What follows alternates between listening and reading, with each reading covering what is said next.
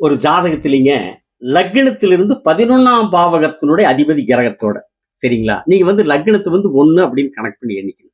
அப்படி லக்னத்தை 1ன்னு கணக்கு பண்ணி எண்ணிட்டீங்கன்னா, லக்னத்திலிருந்து 11ஆம் பாவகம். அந்த 11ஆம் பாவகத்தினுடைய அதிபதி கிரகம் எந்த கிரகமோ அந்த கிரகத்தோட குரு பகவான் சேர்ந்து அந்த ஜாதகத்துல கெடாம நல்ல நிலையில் இருந்தாங்க வைங்க, அந்த ஜாதகருக்கு சிறந்த செல்வ சேர்க்கை யோகம் கிடைக்கும்.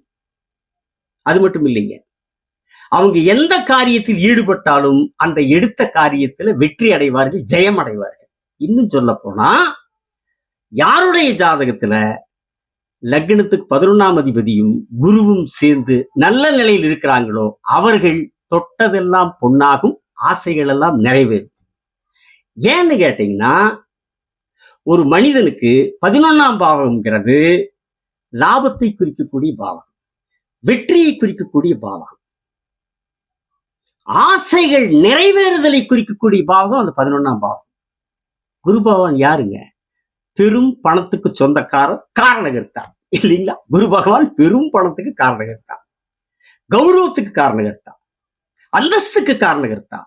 அப்படிப்பட்ட பெரும் பணத்துக்கு காரணகர்த்தாவான குரு பகவான் லாபாதிபதியான, லாபத்துக்கு காரணகர்த்தாவான ஸ்தானாதிபதியான அந்த கிரகத்தோடு சேர்றப்போ, வெற்றிக்கு காரணமான அந்த 11ஆம் அதிபதியோடு சேர்றப்போ, மனிதனுடைய ஆசைகள் நிறைவேறுதலுக்கு காரணமான அந்த 11ஆம் அதிபதியோடு சேரும்போது அந்த ஜாதகருக்கு மிகச்சிறந்த யோகங்கள் தேடி வந்து கிடைக்கும்.